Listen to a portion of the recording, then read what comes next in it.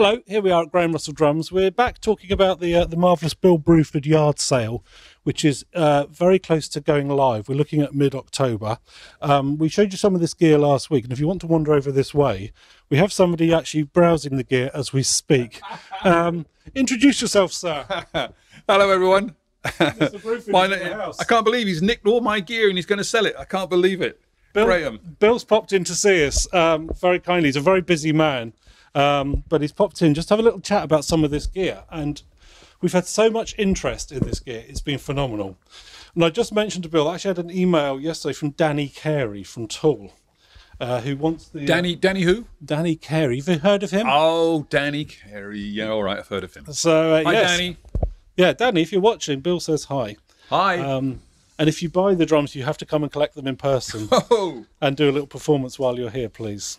So, hi, Danny. Yeah, we're getting so much interest in your equipment. Great. Did you ever imagine that your old gear would get so much interest? No, you don't think about that sort of thing at all when you're playing. It's only when you're downsizing and you've got nowhere to put the stuff, you come to Graham Russell Drums and hope for the best. You hope for the best indeed. Try to persuade you to take some stuff in, which is great, and give it a good home. Well, we'll give it a good home because you've got a lot of fans out there that are pestering me to know when it's going on sale.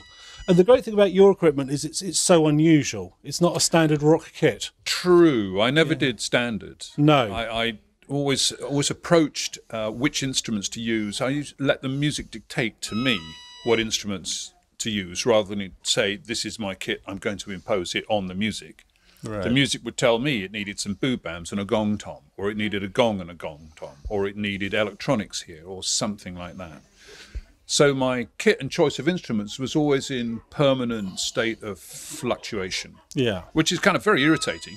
Very irritating for a road manager. I bet. But it felt like the music was changing, I was changing, the kit was changing all the time. Yeah. And it was all lots of oddities. Obviously, we've got the posted percussion rack over here, which is obviously quite fantastic. I don't know if you can see that, Jack. I'm going to wander over this way. The percussion rack here. So is this something you'd have... Did you have this for a long period of time? Was this a lot of projects? I did. I mean, I don't know when it was around. It was certainly used all over my recent work with Michael Borschlapp, which was an improvising piano and drums duo. Okay. But we're going way back into the early 80s with Earthworks. It's on Earthworks' first album, a track called My Heart Declares a Holiday. Kind of the music breaks down and there's a kind of... It was just within reach, and so I could sort of spin around a little bit physically from the drums and and then come around and use most of the instruments on there. So it's been used a lot. So there you go. The actual percussion rack as used by Bill Bruford. You could buy this. This is one lot. So yeah, that's one lot. All the cymbals are going individually. The kits are going as one lot. That is one lot. I would recommend you come and collect that if you buy that, because I think that could be hard to ship. But we've got a vast array of Paiste cymbals. So I presume you were with Paiste for your whole career? I was pretty much. When I was a kid, there were only two cymbals, really. There was Zildjian, and they were coming from the United States, and therefore very expensive for us British guys. And there was Paiste coming in from Switzerland, and they were more reasonable price, certainly. And for some reason, beginning the jazz ECM days and stuff, quite a few of the British drummers had Paiste. I think John Bonham had Paiste for a while. Right. Perhaps Cozy Powell had some Paiste. They were around a lot in the British community. I went to John Heisman's studio and he had piles and piles. John probably of did. Massive 602s. Yes. Beautiful. Yes. And so I endorsed them for a while, and they gave me lots of prototypes. Well, that was going to be one of my questions, because there are some prototypes in here. So did you have any input in the production of these, or do they just keep offering you fresh sounds, or do you tell them what you want? A bit of both. There was only... so they produce a cymbal, I'd try it and so forth and kind of like it, and then they take it away again and think, and with some comments from me, and say, oh, well, we could change it here, there, and everywhere. Right. And after a while... me being away on the road a lot and so forth, you'd lose a bit of where their ear was, what they wanted to hear. Right. I love the flat rides. Yeah, I thought they were great. There's a few. Again, a fair bit of that. I love the big chinas, which were great, a sort of buttery, warm china sound. Yeah, you got some lovely traditional chinas. It was really good. But this is... Tell us about this one, Bill. Well, I used to have a very trashy cymbal, which was played on the album Red by King Crimson. Okay. On a track called One More Red Nightmare. I think, which got very famous. Not the track and not me, but the cymbal. Right. Became very famous because it was a trashy cymbal that was taken out of a trash can, literally, on the day of the recording session, day before in the rehearsal, and then the recording. You took session. a trashy cymbal out of a dustbin. Yeah, it was bent up like an Australian hat. Right. You know, a hat like that. It was bent up there to fit in the trash can. Right. But somebody got and jammed it in the trash can. Okay. And I squeaked it out. Damn me, it didn't sound pretty. It sounded great. Right. You could get those kind of bright to muted, that kind of sound out of it. It was great. And I did actually say to Peisty, you know, this is hot. Everybody wants this cymbal, you know, because it was going crazy in terms of sales. The album was big and it was great. And they said, well, they weren't terribly interested in that. And then anyway, another guy said, I'll make you one. This person from Factory Metal. Right. I can't quite remember which country he's from. But he tried really hard, but it doesn't quite work. But it has got a good narrative story behind it. And this is back in the 70s. Yeah, it was in the 70s. Because these days, trashy cymbals are very popular again. They're making very trashy cymbals. Well, that's nice. So, but for a while, it wasn't really heard of. No. You know, to make a trashy cymbal. Right. So that's a relatively new idea, partly because people like these industrial metal sounds. Yeah. And that album, Red, was all about being an industrial trashy metal group. Yep. You know. So there we are. So talking about King Crimson, I'd like to ask you, have you seen the recent shows with Gavin Harrison? I have. Gavin Harrison is simply one of the best drummers in the world, and he's absolutely terrifying, I think. He is terrifying, yes. And obviously he's got two other drummers as well. He has. So it's how do you feel when you watch a show like that, watching someone performing music that you were part of the creation of? Is it awkward? Is it uncomfortable? Well, I'm not good at concerts. No, I fidget, you know, and if it's terrible, I want to leave after 10 minutes. Right. And if it's brilliant, I want to play. Right. And you know, I just don't really enjoy concerts. I'm dragged there by my wife on the whole. Okay. You know, so I'm not a great consumer of other people's listening to other people. It rings too many bells and starts too much history going in my brain. Right. Okay. Because I do other things now. Sure. But watching King Crimson, obviously, it's changed a lot. Obviously, they're playing the songs in a different way from how they were created. Yes. So that must be interesting, I guess. Oh, it's interesting. Yeah. Musicologically, it's interesting, or from a musical critique point of view, it's interesting. Things are done differently these days. Okay.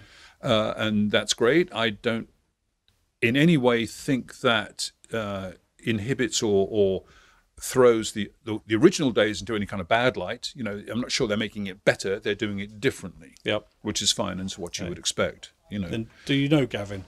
I know Gavin quite well. Do you? Sure. He's my favourite drummer on the planet. Well, he's so good. Have you seen the one with on that show, David Letterman show? Yeah. It's fantastic, isn't it? I've seen so much of Gavin. Amazing. Gavin, on the Letterman show. Oh. Yeah, unbelievable. You know, I mean, there's 17 odd million people watching that. Pressure. I was watching an interview with Gavin, and he said it's the biggest pressure thing he's ever done. That and the Modern Drummer Festival. The Modern Drummer Festival is terrifying. I've done that too. Because he said that is just so scary. It is, because every drummer in the world is there and all great too. Yeah. You know, so you have to have a different approach, I think. You know. Yeah. So yeah, big fan of Gavin. So hi, Gavin, if you're watching. I think he's saying you can come down here, Gavin, and give a clinic if you want. I don't think Gavin likes doing clinics anymore. He's a very busy man. But yes. So behind you, we have the iconic Star Classic Maple in the gorgeous yellow. Yeah. This colour scheme, is this something you came up with? Did you go to Tama and ask for that? I did ask for that. It's true. I don't know why. Just yellow and black. It's just a lovely colour. The canary yellow is terrific. Yep. I had also some Simmons pads. There's one of there. That were there in the same... Do you want to grab that one quickly so they can see it? That were in the same yellow and black kind of livery, you know. And so the whole kit was looking yellow and black. And then, and this is hip, I would then be in yellow and black as well. I've seen so the I'm picture. this kind of humanoid working within all the drums. All the drums were one, and the human drummer is part of the kit. Great. You know, it's that kind of feeling. And you told me when I picked this gear up, you've still got the jacket. Still got the jacket. Yeah. Is it for sale? I don't think it is it? I've still got the jacket. But this is the one pad. What happened to the rest of the pads? Well, you know, I had a lot of Simmons kit. There were two Simmons kits pretty much identical. One stored in Tama. Bill Ryan at Tama in the US was very very good and stored a lot of King Crimson equipment. And one kit was there. Another one was here. I think the one here went back to Simmons, I think. The one in the United States was sold. Right. But, it's the difficult equipment now. It's outdated. Sure. The backup and support for that now is very difficult. Yeah. So I did sell it to a collector who probably, I'm not sure what he's using it live. Okay. But I worked hard with it. It was not easy, but like all these things, I think if you get a dozen great tracks out of it, or even, an album or two out of something, and it really says something, and that album would not have existed without that particular set of percussion, in its form, then you've changed things. Sure. It's really nice to do that. Yeah, well, you were certainly one of the pioneers, weren't you, of that whole electronic percussion What a thing. fool. What a fool. Being the first in is never necessarily a great place to be. So go back to the yellow kit, which even has a gong drum, which is signed inside by Bill. I mean, whoever buys this kit is getting an absolute true one-off kit. So was this 80s, would you say? What projects would you have used this on? No, this is 90s. 90s. This is 90s. Okay. And we had a lot of King Crimson work in the mid-90s. Right. And we toured the world a couple of times around, it seemed to me, because I got pretty dizzy. And this really did a lot of service then. So did this whole kit go around the world? You weren't using any sort of hired backline? No, this was in those days still, it was just about possible to fly your own kit around. Okay. And these days that's considered extravagant, because rental now is so good that you can go anywhere and get a good drum kit. Right. You're just not going to get yellow and black. You're not going to get yellow and black. No. Okay. So if it's part of the band's show, if you like, part of what the band is about, then it's nice to take it. Fantastic. So that one did a lot of miles. Yeah.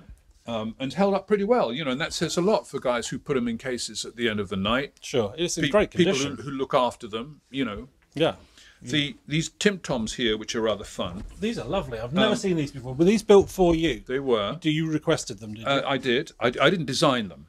I think they already had Star Classic, highest achievement, blah blah blah. They already had them designed and probably available for other people, but they put them in the same colour to go with that kit. Yeah, which is lovely.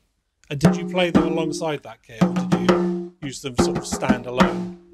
I used them alongside that kit a little bit. Right. Not very much. Okay. Because they just came fairly late in the day. Was this the very flat layout that you had? It's not involved in that. No. Not involved in that. By that time, I'd stripped down. The reason I'd stripped down, in part, was because I wanted to get a different order of toms. Right. Instead of going ba-ga-da-da-da-da-da-da-da-da-da bosh, which everybody does. Yep. I'd rather go da-da-da-da-bo-da-da-da-da-da-da bosh.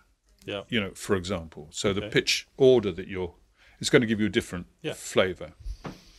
And it came also from percussionists. So I was at a PAS show, Percussive Art Society show, watching this classical timpanist from the Dutch orchestra, Concertgebouw Orchestra. And he's got 5 timps, 2, 3, 1 in the dead centre, 4 and 5. And he's just swinging so beautifully from the hips like this, with no sweat at all, boom, boom, boom, boom, boom. It's just like that. I thought, I've got to do that. Right. That's a lovely flavour for a drum kit. And that's what you get when you go to a Percussive Arts Society convention. Yeah.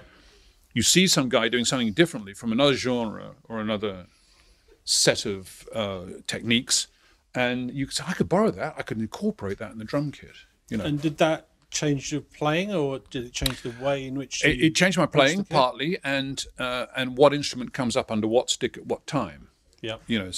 So there's 2 chords here: cymbal and drum, cymbal and drum, cymbal and drum, cymbal and drum. So there's 4 of those pairs of instruments, and you start thinking about them as chords, as pairs. You see what I mean? You start thinking about the instrument just a bit differently. Right.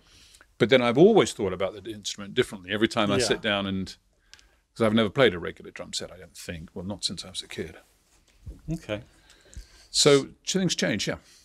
And did you purposely go down the path of sort of being unconventional? You don't strike me as somebody that's content to sit and play 4/4 for very long. I don't think musicians say, I'm going to be unconventional.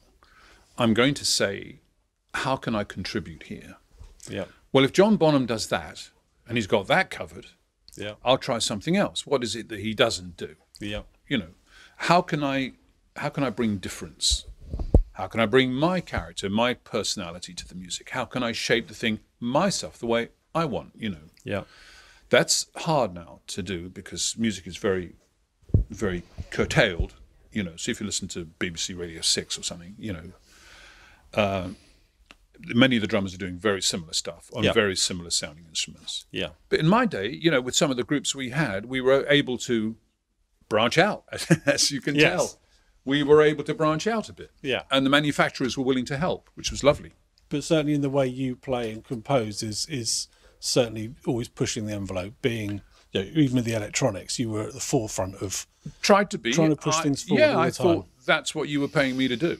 Right. That's what I thought my job was, Fantastic. Simple. Call me old-fashioned. That's fantastic. No, I love it. So behind you over here, we have a black Tamarant Star kit, which probably is 80s, I think. Do you have much history for this kit? Like an 80s. Yeah. This was obviously before this one. Wow. If you don't worry. Well, it's going back. This is early Earthworks. Okay. It's before that.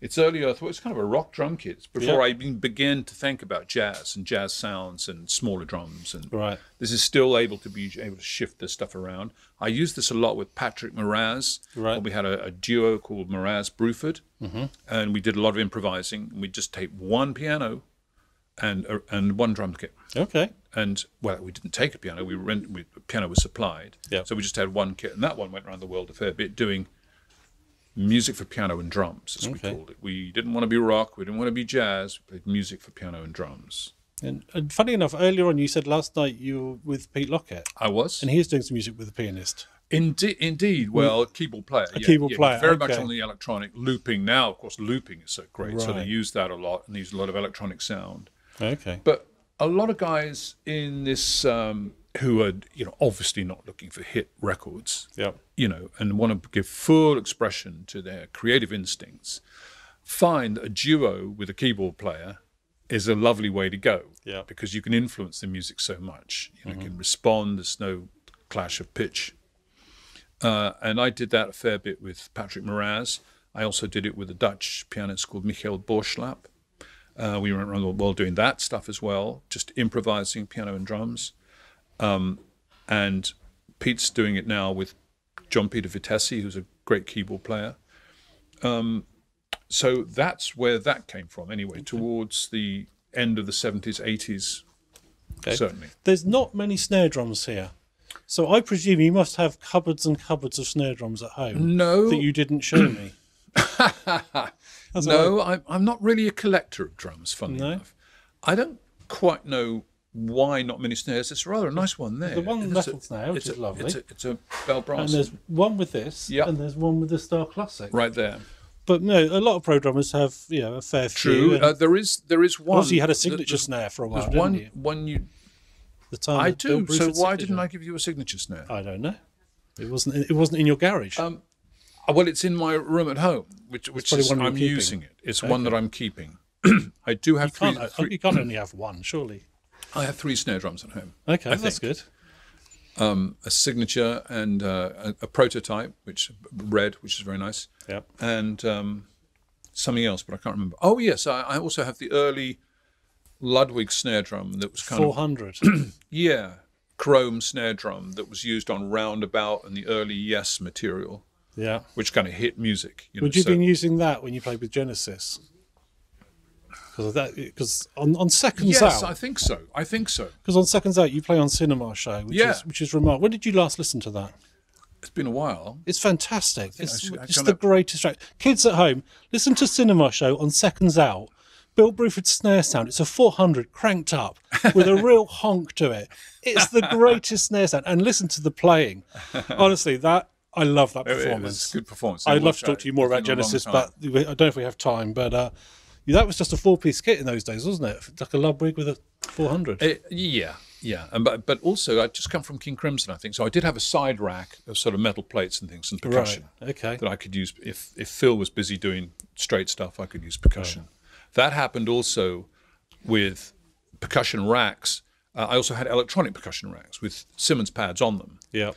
taken from that idea of having a percussion rack of acoustic instruments, Yeah. I took that idea and built a percussion rack fairly big with about 12 Simmons pads on Yeah. it, which I used a lot with Anderson, Bruford, Wakeman, Howe, Yeah. which was a kind of Yes offshoot in 1989, 91. That was very visual. I remember seeing pictures of Very that. It visual looked because you could stand striking. like this. Yeah. And if you're in the back of a stadium, you know, and there's 20,000 people looking at you, you turn your back on them, you can point out the sound. You see, boing, boom, boom, Yeah. boom, boom, and the viewer can see what you're doing. I'm very conscious of visuals. performing to a viewer. Yeah, Yeah.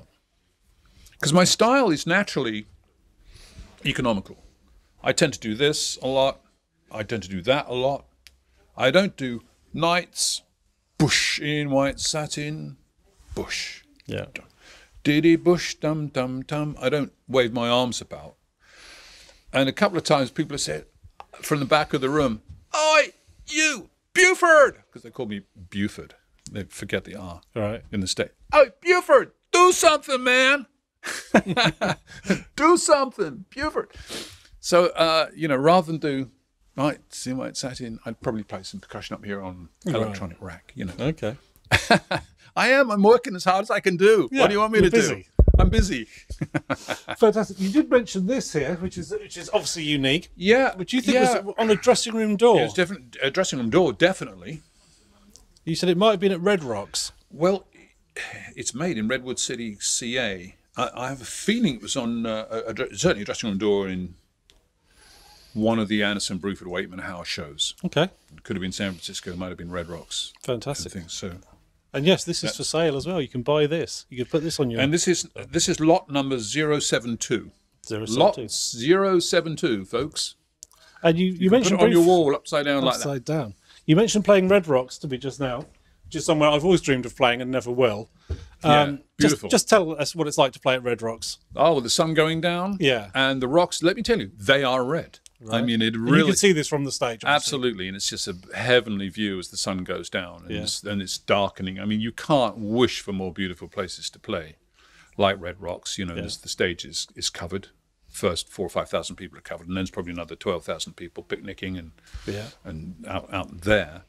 And it's kind of in a bowl, surrounded by sort of rocks. And I remember playing along and seeing, as the sun went down, a mounted cop. Right. Doing security just on his horse, just kind of plodding along round the perimeter of the rocks. It's Whilst beautiful. you're playing? Yeah. Oh, lovely. Yeah, may have had a partner somewhere, I don't know, but lovely. Fantastic. So you also spent a lot of time in America. Yeah, most of my career was in the States, for sure. Yeah. Sure, it was, for... we made more money in the States, so, England always got a short shrift because one view says you've got to pay to play here. As it were, because we weren't so big. Yeah. But by the same token, if you're going to put the band anywhere for 24 hours, you tend to put it in the more profitable places. Yeah. We went to Japan an awful lot in the 80s to about 95. They had a financial crash. Right. But I went sometimes once or twice a year, I think, with the Simmons thing through the 80s and into the 90s. But the States was the big one. Yeah. Thank you, America. That's good. So going back to this lot, you've got this big old flight case here. Yeah. We've got a big old cymbal case. We've got lots of, even if you haven't got a huge budget, the Bill Bruford yard sale auction has something for everyone. We've got little cymbal cases and these stenciled cases, and we've got... How about a Yamaha DX7? We have got a Yamaha keyboard in there, yes, indeed. I used to trigger those sounds in early MIDI. Right, okay. Early days of MIDI. Yep. I took a whole keyboard. I didn't realize it came in a rack module. And of course, things came in a rack module. Life is so much better now, guys. I got to tell you, it's a whole lot easier. Yeah. So some lovely speakers. Lovely speakers. Things. And you have so many 602 heavy bells. Yeah, but they're all pitched, so you were able to get great shimmering sound. I mean, Gavin uses. He uses bells. The bells. It's a beautiful sound. Yep. Fantastic. And we've got some gongs, and we've got the original boxes for the yellow kit as well. You have, and some. I can see a lot of this stuff going to America. I can see a lot of people shipping this across the ocean to get to them. There's a very nice amp rack there. I've not even shown Jack that. Jack's all about amps and keyboards. Is he? He's very into recording. Great, Jack. He's got his own studio. And the Celestians. Sleishman double pedal. Yeah. Did you play much double pedal? I did for a little while, although Did you? people don't know it. Why? Because the left foot was an electronic bass drum. Right. And the right foot was a kick. But the electronic bass drum would often be playing a trashy metal sound. Right. So you could go baduksh, baduksh, or bukshtu, bukshtu, bukshtu, you know, those kind of figures. Right. Okay. So a lot of people say, oh, there's only one bass drum going on. There was only one bass drum. Right. But the left one was producing metallic sounds often. So for a bit I did, yeah. Okay. But I'm really not a double bass drum guy. I think there's probably the whole thing about is not really my thing. No. I guess that to be the case. So obviously you still have a kit at home. I do. Do you find yourself on it much? I have a little noodle. Yeah. And then I think, I really am losing the fluency. Right. I've got some really fancy licks that I can play you, and I've got some really simple stuff that I'm not very good at. Right. But the thing that you need above all is fluency, the ability to join ideas together fluently, I think. And so joining those together to make a fluent sentence, such as hopefully the one I am producing right now, is not so easy for me anymore. Because I haven't played for 10 years, for crying out loud. Sure. You know. And obviously prior to that, you were travelling all over the world continually and very busy. Is there any element of it that you missed? You missed the travel? Did you not like the travel? I've got to say now, Graham, I'm not a traveller. No? No. That's probably the wrong choice of career, though, for a successful musician. Well, I don't want to travel anymore. Right, so you're done with travelling. Done with travelling, and anyway, it's a particularly good time to have done with travelling since there ain't any travelling going on. That's true. And the playing, do you miss the vibe of playing a concert and the excitement? Of course you miss particularly the camaraderie of other musicians, because I think whenever you get on a stage with almost anybody and you play a concert to no matter how many people, you bond with them, and sometimes it's somebody you've only met that afternoon. Sure. But at the end of it, the two of you have had a little experience together. Yeah. And it's nice, and he'll always remember that other person or she, and you will remember them. Because you looked an audience in the eye, and faced it down and delivered the goods. God damn it! Yeah. And how about sort of playing stadiums back in the day? Do you miss that? That must be so exciting, the adrenaline of playing those big shows. Yeah, it really was. It really was exciting. I think my favourite period really was the King Crimson of the 80s. That is 1980 to 84. Perhaps there were 4 albums around the time, maybe 3 albums: a red one, a yellow one, and a blue one. Yep. And I think that period there where it was Simmons electronic stuff was getting really interesting. And we had Adrian Belew as our front man, who was very good. Tony Levin on bass, who everybody wants. Yeah. And stick bass. And they'd invented the Roland guitar synthesizer and the Chapman stick and Simmons electronic drums. And we were really changing the sound of what a rock group could sound like. Yep. For example, the guitarists didn't use chords on the whole. Right. They played single line running figures that were interlocked. So there was a kind of airy sound to the fabric to the music, a bit like a string vest. Yeah. See what I mean? Rather than power chords. Yeah. On the whole were avoided. Mm-hmm. So being vaguely creative at all in music requires making choices about what not to do, what to leave out. Yeah. And that applies entirely on drum kits too. Yeah. What not to do is every bit as important as what to do. Is this a clinic or what? No, it's just a little chat. But people are interested. You're getting me going now. Yeah. So we are selling all this stuff, as you know. We're currently cataloguing it, photographing it. It's going to be going live on eBay, and we will be doing a newsletter so that everybody knows. That's unique, isn't it? You haven't got many of those with a Z on them. I have not. You mean a K? Well, a Zildjian B. Oh, I see. Yeah. Indeed, I haven't. Yeah. That's a nice symbol too. Look, I made a mess of it by sticking it. This one is my favourite. Oh, I want to bid on this one. This is a traditional. I think I played this last week for you people. I absolutely love this cymbal. It just sounds fantastic. Very, very, very big and buttery note.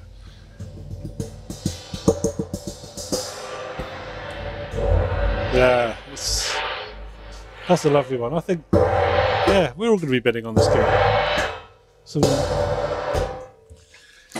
So there we have it. The Bill Bruford yard sale is going live in about 3 weeks' time. Unless I change my mind and we cancel the whole Yeah, damn thing. you seem like you're quite nostalgic I'm about some beginning of to this get gear. excited about all this. So what would your wife say if you took it all home? Don't ask me that. No. So get out of here. So, yeah, if you've got any questions, email in. If you're not on our newsletter, on our mailing list, sign up on our website. So we're sending out newsletters about the auctions. If you've got any questions about any of the gear, email in. If I can't answer it, I'll forward it to Bill and Bill can answer it for you. There'll be pictures and images on Instagram and Facebook as well. This video will be going on YouTube, so if you follow us on YouTube and Instagram, you'll keep up to date with the progress of the sales. Thank you so much for coming in. Well, thank you, It's Graham, an for absolute taking the contents of my drum room. It's my pleasure. Give me a whole Bill Bruford corner. Yes, I promise this will be gone in about 3 weeks' time. it's going to be gone. It's all going to Danny Carey as well. Bless him. Bless him. So yes, Bill Bruford, thank you for everything. Thank you for your music. Thank you for your gear. Thank My you pleasure. for your time. And yeah, that's it, kids. It's all for sale. Get your pennies out and bid away. Good luck, guys. See you soon. Bye.